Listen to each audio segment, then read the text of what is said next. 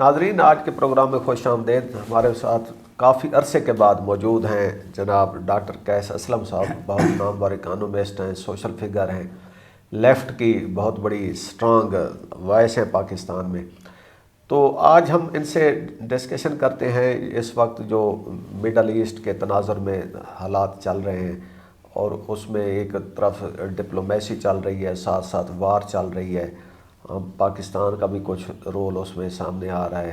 پھر ہم دیکھتے ہیں ہماری ایک امہ ہے، سو کالڈ امہ، اس کا اس پورے ایشو میں کیا رول رہا ہے۔ ڈاکٹر صاحب، پروگرام میں خوش آمدید۔ شکریہ سر، بہت بہت۔ سر، آپ مڈل ایسٹ کی یہ جو آن گوئنگ وار ہے، اس کا اینڈ کیا دیکھتے ہیں، اینڈ پوائنٹ؟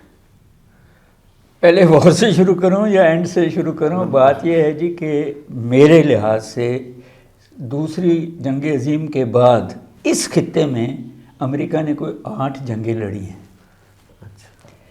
جس میں اور کوئی 78 پولیٹیکل لیڈرز جو نیشنل لیڈرز ہیں ان کو قتل کروایا ہوا ہے، اٹھایا ہوا ہے، جس میں مڈیرو کو اٹھایا ہے، پیٹرس لممبا ہے، بھٹو ہے، ضیاء الحق ہے، قذافی ہے، وہ صدام حسین ہے، اینڈ سچ فورتھ، کہ ان 8 جنگوں میں نارتھ کوریا میں مار کھائی امریکہ نے، ویتنام میں مار کھائی امریکہ نے، عراق میں 20 سال بعد مار کھائی امریکہ نے، افغانستان میں مار کھائی امریکہ نے۔ اب وہ فیصلہ کر لیا کہ یہاں بھی مار کھانا چاہتا ہے، مگر تھوڑی سی عقل آئی ہوئی ہے۔ وہ اسرائیل کو کر رہا ہے، خود ذرا دور رہ کے چیزیں تھریٹ دے رہا ہے۔ ڈپلومیسی تو وہ 15 نکات انہوں نے دیے ہیں ہمارے تھرو، اور 6 نکات انہوں نے دیے ہیں۔ ایک ہی نکات ہے جو شاید مانا گیا ہے، اور وہ یہ ہے کہ فارن منسٹر ایران کا اور ممبر پارلیمنٹ کا جو ان کا ہے، یہ ان پہ اسرائیل حملہ نہیں کرے گا، ان کو قتل نہیں کرے گا فار ناؤ ابھی۔ جی، مگر مانے تو گیا ہے نا کہیں نہ کہیں۔ تو باقی بات یہ ہے جی کہ آپ نے امہ کی بات کی، میں تو اس لفظ پہ خاصا ہنستا ہوں، کیونکہ یہ امہ نہیں ہے، یہ مسلمان تو ہیں مگر آدھے بادشاہ ہیں، آدھے ڈکٹیٹر ہیں، آدھے ہائیبرڈ پہ بیٹھے ہیں، آدھے جو ہیں، اور سب امریکہ کے سامنے بولتے نہیں ہیں۔ ہم جیسے ملک جن کو چین بہت مدد کرتا ہے، وہ پھر بھی نوبل پرائز امریکہ کو دینے کو تیار ہیں۔ سو اس میں سب سے بڑا مسلمان ملک انڈونیزیا ہے، وہ اس سارے میں آیا ہی نہیں ہے۔ ایجپٹ اور جارڈن اور ٹرکی، یہ انہوں نے اسرائیل کو ریکگنائز کیا ہوا ہے، ہم نے نہیں کیا ہوا۔ سعودی عرب نے ایران کے ساتھ بھی معاہدہ کیا ہے، ہمارے ساتھ بھی معاہدہ کیا ہے، مگر اب آپ نے کہا کہ کیا دیکھتے ہیں، تو ایک تو یہ ہے کہ دنیا اس طریقے سے بدل رہی ہے کہ اس میں فائدہ جو ہوا ہے یہ ہرمز کو بند کرنے کا، اس میں ایک تو رشیا کا ہوا ہے کہ ان کا تیل اب بہت تیزی سے بکنا شروع ہو گیا ہے، اور آج کی خبر یہ ہے کہ ڈیمانڈ زیادہ ہے اور سپلائی روس کی کم ہے۔ اچھا، دوسرا فائدہ ایران کو ہی ہوا ہے، جن کے تیل کی قیمت بڑھ گئی ہے۔ ٹھیک ہے، اور آج شاید یہ بھی شاید ٹرمپ سے ہی تھی، یا پتہ نہیں وہ صحیح خبر ہے یا غلط خبر ہے، کہ 4 تیل بردار جہاز پاکستان کے جھنڈے والے ایران نے جانے دیے ہیں۔ ہاں، یہ کہہ رہا تھا کہ ایران کا بگ گفٹ، اور وہ کہہ رہا تھا میڈیا کو میں بتا دوں، اپنے ڈیفنس سیکٹری سے پوچھتا ہے۔ جی تو اور پھر تیسرا فائدہ چین کا ہے، جس میں ایران نے کہا ہے کہ جو ملک دے گا چینی کرنسی میں پیسے، اس کا جہاز ہم جانے دیں گے۔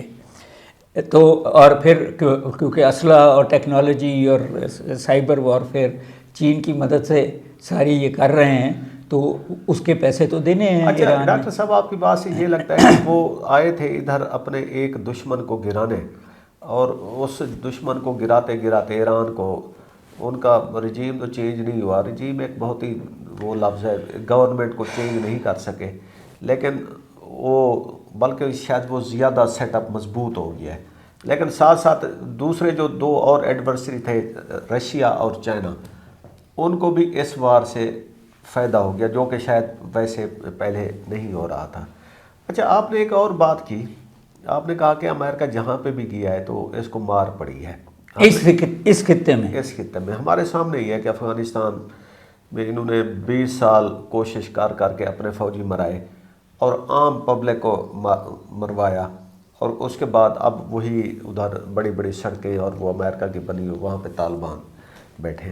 اچھا، فرق یہ ہے کہ امریکہ مار وہاں کھاتا ہے جہاں وہ لمبی جنگ لڑتا ہے، تو شاید یہ کچھ اب سیکھ چکے ہیں کہ بھی لمبی جنگ نہیں لڑنی، جائیں کچھ بس کرا کے، جیسے پچھلے دفعہ انہوں نے 12 دن کی جنگ ایران کے اوپر مسلط کی اور اب اس کو 27-28 دن ہونے والے ہیں، تو شاید یہ اسی مہینے میں اس کو میرا یہ خیال ہے کہ یہ جو جنگ ہے، اگر امریکہ فوجی نہیں اتارتا تو یہ جنگ اس وقت تک چلے گی جب تک اسرائیل، امریکہ اور ایران کا اسلحہ نہیں ختم ہوتا، کیونکہ اسلحے کو بنتے ہوئے بھی تو بہت دیر لگتی ہے نا۔ اچھا، آپ کہہ رہے ہیں ایران کے میزائل یا ان کا انٹرسیپٹر ان کے وہ تقریباً ختم ہو رہے ہیں، یوکرین کے بجائے وہ یہاں لے آئے اینڈ سچ فورتھ۔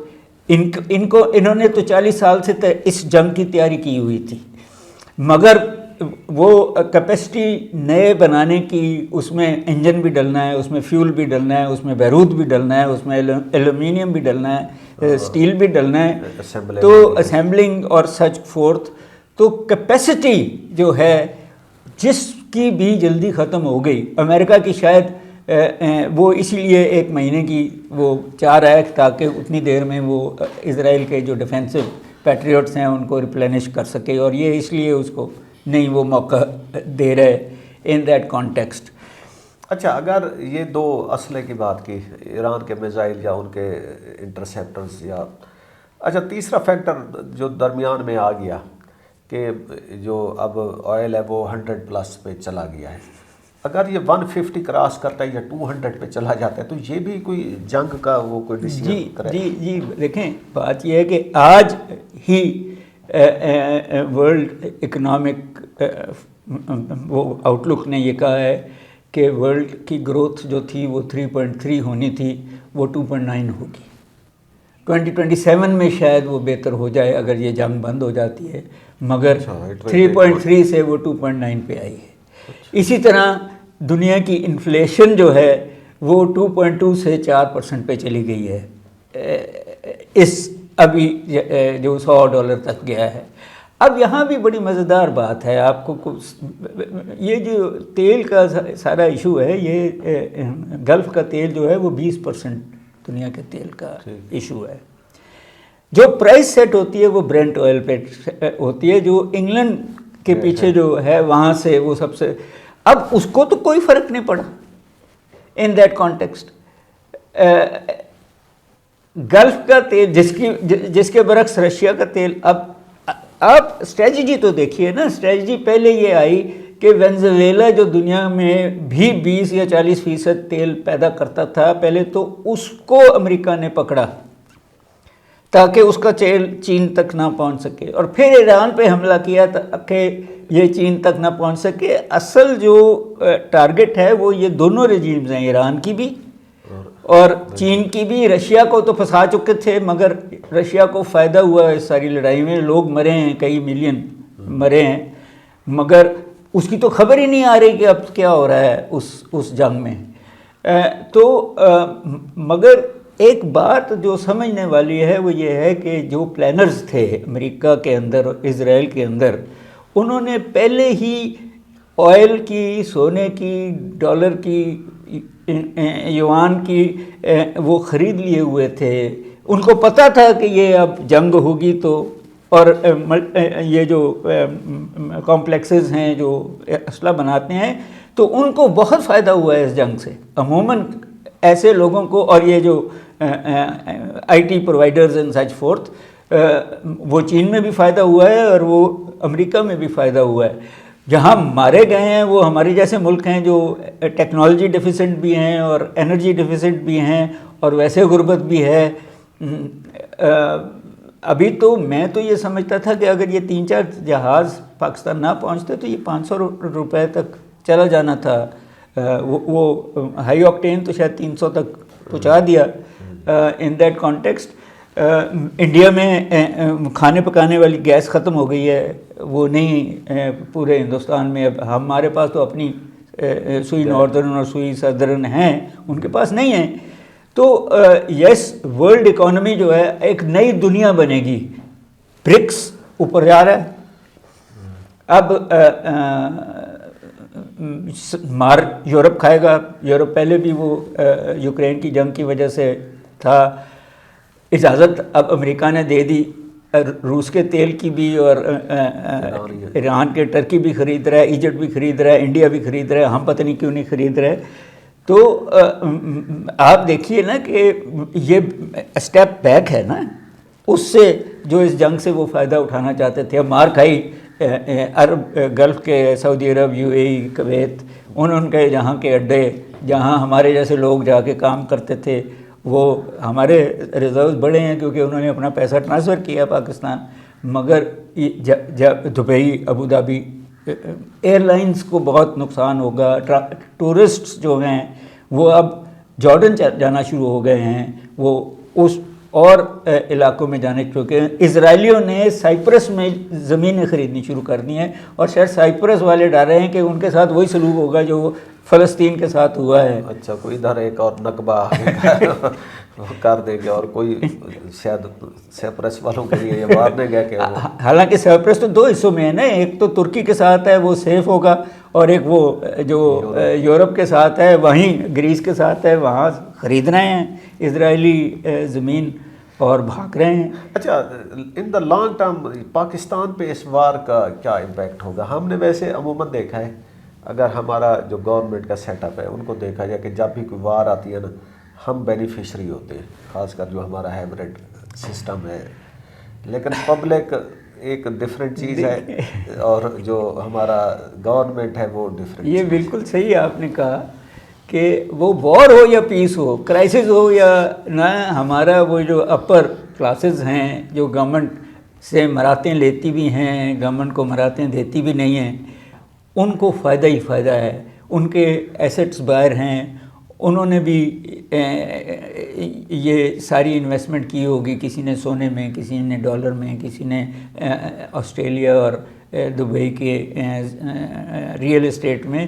تو ان کو اس سارے میں فائدہ ہوا ہوگا. جہاں مار کھانی ہے وہ تو مڈل کلاس نے کھانی ہے. ہماری ویسے ہی انڈسٹری بیٹھ رہی تھی, ہماری ویسے ہی جو ہے ایگریکلچر بیٹھی ہوئی تھی. افغانستان کی جنگ کے ساتھ جو بارڈر بند ہوا ہے اس سے ہزاروں کے پی کے لوگوں کا کاروبار بند ہوا ہے. ہندوستان سے ہماری ٹریڈ ہی نہیں تھی. میں تو آج بھی کہتا ہوں اور ہر جگہ کہہ رہا ہوں کہ ایران سے جو آپ اسمگل کر رہے ہیں یا اسمگلنگ ہو رہی ہے تیل کی, اس کو ذرا تھوڑی سی اور آنکھیں بند کرتے ہیں تاکہ لاہور تک بھی آ جائے وہ تیل اور قیمتیں نیچے رہیں. آخر یہ اگر اجازت دے دی ہے امریکہ نے, تو آپ آفیشلی لینا شروع کر دیں ایران کا تیل. ایران کو بھی فائدہ ہو, آپ کو بھی فائدہ ہو اس کانٹیکسٹ میں. ہمارا دیکھیں, ایران کا جو جیت ہے وہ ان کی یونیورسٹیوں کی جیت ہے, وہ ان کے پڑھے لکھے ریسرچرز کی جیت ہے, ان کی انڈسٹری کی جیت ہے. ہم نے کہاں بنائی وہ پڑھے لکھے, یا وہ ہمارے پاس ہوں گے, ہم نے بھی میزائل ٹیکنالوجی بنا لی ہے, ہم نے بھی ایٹم بم بنایا ہے, ہم نے بھی ایسے ایسے ویپنز بنا لیے ہیں. سو ایک خاص لیول پہ ہمارے پاس بھی شاید وہ لوگ ہوں ان دیٹ کانٹیکسٹ. بٹ یہ جو مڈل کلاس یا لوگ, پرابلم پتہ کہاں ہے کہ ہمارے شہروں میں ایک لوور مڈل کلاس کے لوگ جو ہیں وہ سروائیو کر جاتے ہیں. انہوں نے چھاپڑی بھی لگا لینی ہے, اس نے کوئی اور کام بھی کر لینا ہے, اس نے ایک دوسرے سے ادھار لے کے واپس بھی نہیں کرنا. ہمارے جو مڈل کلاس ہے جس کی سوائے سیلریز کے اور کوئی انکم نہیں ہے, اور وہ ٹیکس بھی دیتے ہیں, وہ پھنسے ہوئے ہیں. انہوں نے اپنے دفتر جانا ہے, اگر 1-2 دن میں جانا ہے تو جانا ہے, تو پیٹرول تو ڈلوانا ہے نا, اپنی موٹر سائیکل میں ڈلوانا ہو, یا ڈیلی ویجر بڑا مار کھائیں گے اگر یہ جو ہے کاروبار نیچے جاتا ہے. تو اور انفلیشن ہماری تو شاید 7.5% پہ چلی گئی ہے, 4.4 پہ تھی, بڑھ رہی تھی. تو اب جیسے آپ نے پیٹرول کی مصنوعات پہ مہنگا کیا ہے، کیروسین آئل مہنگا کیا ہے، ٹرانسپورٹ مہنگی ہو گئی ہوگی، جو سبزیاں آتی ہیں وہ مہنگی ہو گئی ہوں گی، پھل آتے ہیں وہ مہنگے ہو گئے ہوں گے. تو یس، ہمیشہ ان جنگوں میں ایک خاص طبقہ جن کے پاس پاسپورٹ اور ٹکٹ بھی ہوتے ہیں، جس دن کرائسس آئے وہ ملک بھی چھوڑ جائیں گے، تو ان کو فائدہ ہی فائدہ ہے.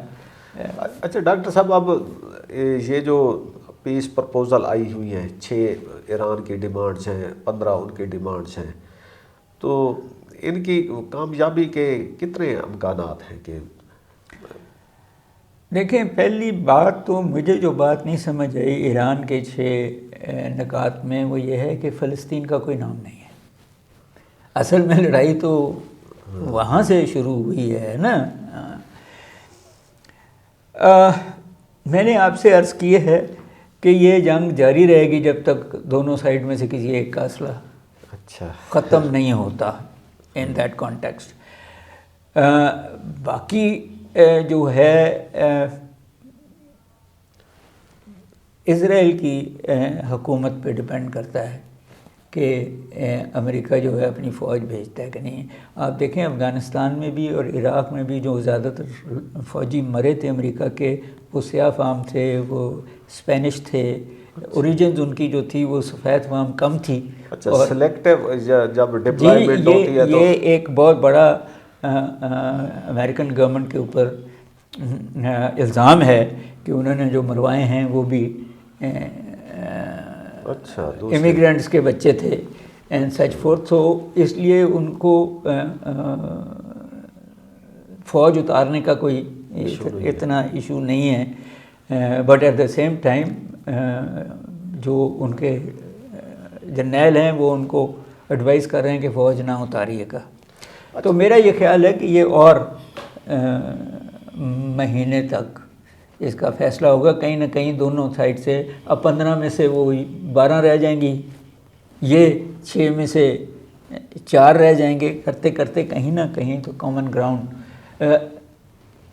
میں نے جو امریکہ کی حکومتوں کی ارسپیکٹو وہ ڈیموکریٹس ہیں یا ریپبلکنس ہیں مائنڈ فریم دیکھا ہے، وہ یہ ہے کہ وہ جو ملک ان کے ساتھ ہیں، ان کے میں ڈکٹیٹر بیٹھا ہو، ان میں بادشاہ بیٹھا ہو، ان میں ڈیموکریسی ہو، وہ تو ان کی مذہب بھی معاف ہے، ان کی سب چیزیں معاف ہیں. اور جو ان کے ساتھ نہیں ہیں، روس سے یا چین سے دوستی کر کے بیٹھے ہوئے ہیں، تو وہ مذہب کے نام پہ یا نارکوٹکس کے نام پہ یا کسی نہ کسی اور الزام کے جی یہ ان ڈیموکریٹک ہیں، حالانکہ خود بھی کوئی بہت زیادہ ڈیموکریٹک نہیں ہے. یہ ہے مائنڈ فریم کہ ہماری بات مانو. مگر اب چین اور روس، اور اس کے اندر ایک اور بڑی انٹرسٹنگ طاقت ہے، وہ ہے نارتھ کوریا. آج کی خبر ایک اور بھی بڑی مزیدار ہے کہ یہ جو 9 نون نیوکلیئر ویپن رکھنے والے ملک ہیں، انہوں نے بڑھا دیے ہیں اپنے نیوکلیئر ویپنز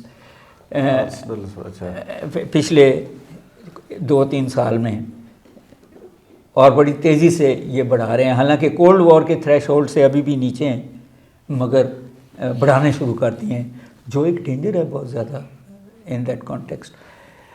تو ڈاکٹر صاحب، آخری سوال، یہ پاکستان میں لیفٹ ایک بہت سٹرانگ وائس ہوتی تھی اور ایسے موقعوں پہ وہ کھل کے سامنے آتے تھے، لیکن ہم نے دیکھا کہ جب علی خامنہئی کی اسیسینیشن ہوئی تو اس دن عوام ایک نکلی پورے اس میں، لیکن اوورآل ہم دیکھتے ہیں وار کے سیناریوں میں وہ کوئی مظاہرے نہیں ہو رہے، کوئی حتیٰ کہ ڈسکورس بھی نہیں. عام پبلک بیٹھی ہے اپنے کچن، اپنی ڈائننگ ٹیبل پہ یہ جنگ کو ڈسکس کر رہے ہیں، لیکن سٹریٹ پہ وہ چیز نہیں آئی. جو کہ لیفٹ آگے پہلے لیڈ کرتا تھا، وہ کہیں ساؤتھ امریکہ میں کچھ ہوتا تھا تو ہم سڑکوں پہ نکل آتے تھے. ہمیں کیا ہو گیا؟ جی، پہلی بات یہ ہے کہ ضیاء الحق کے بعد لیفٹ یہاں ختم ہو چکی ہے. جو پرانے لیڈرز تھے ہمارے والد جیسے، وہ فوت ہو گئے. جو سیکنڈ جنریشن لیڈرز تھے انہوں نے NGOs بنا لی، وہ اب لیفٹ کا کام جو ہے وہ ٹریڈ یونینز کے تھرو ہوتا ہے. وہاں شاید جماعت اسلامی ان روڈ کر گئی. وہ جو کولیکٹیو بارگننگ کا ایشو ہے اس میں وہ بھی جو لیڈرشپ ہے وہ بھی کمزور ہوئی. اب تو نہ اسٹریٹ پاور ہے، نہ اسٹوڈنٹ پاور ہے، نہ کسان پاور ہے، نہ مزدور پاور ہے. ہم جیسے بیٹھے ہیں آپس میں ڈرائنگ روم میں بیٹھ کے ڈسکس کر لیتے ہیں، اور شاید ہم بھی اس لیول پہ، کیونکہ سوویت یونین ہمیں سپورٹ کرتا تھا، اس کی آئیڈیالوجی وہاں، وہ جو پوٹن ہے نہ وہ بھی کیپٹلسٹ ہے، میں تو اس کو تھگ کہتا ہوں ان دیٹ کانٹیکسٹ. چائنا کے بارے میں ہم اس کو سپورٹ تو کرتے ہیں، وہ بلکہ گورنمنٹ بھی ہماری کرتی ہے، مگر اس طریقے سے لیفٹ کے جو مزدوروں کے حقوق ہیں یا یہ جنگوں میں یا پیس کے ہیں. آپ دیکھیں 8 مارچ کی عورتیں نکلا کرتی تھیں، اس دفعہ ان کو بھی اب بڑی مار پڑی ہے. اور یہ گورنمنٹ جو ہے اس نے، وہ پی ٹی آئی ہو، وہ جو ہے تحریک لبیک تھے، مزدور تھے، جب وہ باہر نکلے ہیں اچھی یا بری کاز کے لیے تو بڑا مار پڑی ہے، جس کے بعد لوگ ڈرے ہوئے ہیں کہ اور شاید یہ سوشل میڈیا ایک چینل بن گیا ہے اپنے کتارسس کرنے کا. تو مگر پٹرول کی قیمتیں بڑھنے پہ تو شاید اثر ہوا ہو انفلیشن کی بڑھنے سے، ادروائز اس جنگ کا اس لیول پہ. اور اب ہم اتنے مذہبی بھی نہیں رہے ان دیٹ. جب ہم دیکھتے ہیں کہ سعودی عرب یا ایجپٹ یا ٹرکی یا انڈونیزیا بھی اس میں اس طریقے سے ایران کی حمایت نہیں کر رہا، تو پھر ہماری قوم بھی کہتی ہے ہم اتنے خوش ہیں کہ ہمیں ثالثی موقع ملا ہے، ہندوستان کو نہیں ملا. اب ہم کرکٹ میں زیادہ انٹرسٹڈ ہیں، ہم اپنی نوکریاں بچانے میں زیادہ انٹرسٹڈ ہیں، کیونکہ مہنگائی ہے، بچوں کو اسکول بھیجنا ہے، پیٹرول کے قیمتیں دینی ہیں. تو لیفٹ اس طریقے سے اب لیفٹ ہے ہی نہیں. ہوں گے اچھے لوگ، میں یہ نہیں کہہ رہا، مگر جب تک اسٹریٹ پاور ان کے پاس نہیں ہوگی، آرگنائزیشنل سٹرکچرز نہیں ہوں گے. میں نے 1-2 پاگل بھی دیکھے ہیں، میں نام نہیں لوں گا، جو آ کے میڈیا کو بھی گالیاں دیتے ہیں، اپوزیشن کو بھی گالیاں دیتے ہیں، اور کہتے ہیں کہ ہم لیڈر ہیں، اور ان کو مانتا کوئی نہیں ہے. وہ سٹرینج قسم کی لیفٹ. جی وہ لیفٹ نہیں ہے نا، وہ تو انتظار کر رہے ہیں کہ الیکشن ہو تو ان کو پیسے دے کے بٹھایا جائے. پہلے بھی اس قسم کے واقعات ہوتے رہے ہیں. ہمیں ایک عام جناب سرکار ہوتے تھے، وہ ہر دفعہ نواز شریف کے خلاف کھڑے ہو جاتے تھے، اب تو وہ فوت ہو گئے، تو اس کے بعد پیسے لے کے بیٹھ جاتے تھے. تو مجھے خیال ہے کہ اس قسم کے ہمارے پاس اب لیڈر ہیں. تو اب مزدور اور کسان بھی بیوقوف نہیں ہیں، ان کو بھی پتہ ہے کہ ان کے انٹرسٹ جو ہیں یہ 2 پولیٹیکل پارٹیز یا 3 پولیٹیکل پارٹیز ہی